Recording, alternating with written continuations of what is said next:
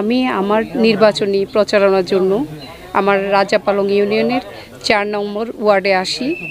মৃত সৈয়দ করিমের বাড়ি এটি।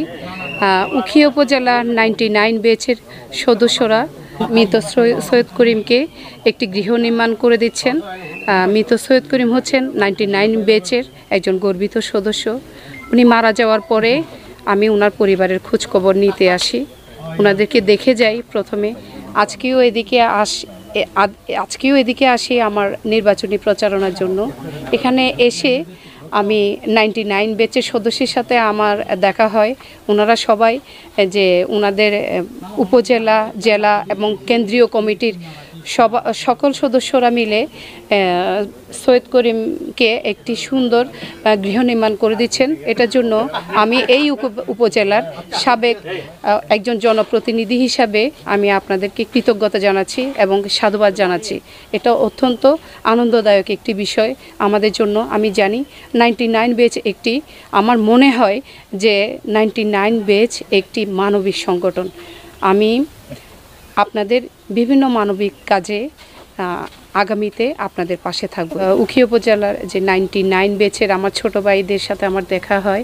আপনাদের কাছে আমি আমার হাঁসমার্কা সমর্থনে এবং আমার জন্য আপনাদের কাছে দোয়া ও আমার জন্য ভোট চাই। আপনারা 29 তারিখ সারাদিন আমাকে হাঁসমার্কায় ভোট দিবেন এই প্রত্যাশাই করি।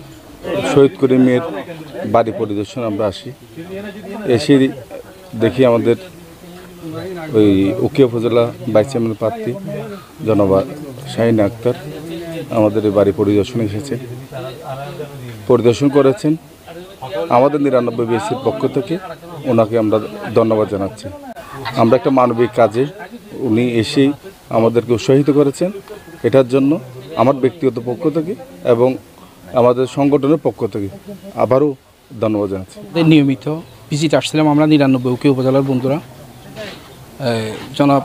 জনাবা শাহিন আক্তার উনি আমাদের এই আজকে ভিজিট করার সময় ওনার সাথে আমাদের দেখা হয় এবং ওনাকে আমরা শুভেচ্ছা জানাচ্ছি। আমাদের আজকের এই বন্ধুর জন্য আমরা যে একটা বাড়ি নির্মাণ করতেছি সেটা দেখে উনি খুবই সন্তুষ্ট প্রকাশ করছেন। সেটা আমাদের বন্ধুদের উদ্যোগে আমরা সবাই সম্মিলিতভাবে এই বাড়িটি করার জন্য উদ্যোগ নিয়েছে এবং এরকম একটি মহতী অনুষ্ঠানে আমাদের সম্মানিত ভাইস চেয়ারম্যান প্রার্থী এখানে এসেছেন, আমাদের সাথে কথা বলেছেন।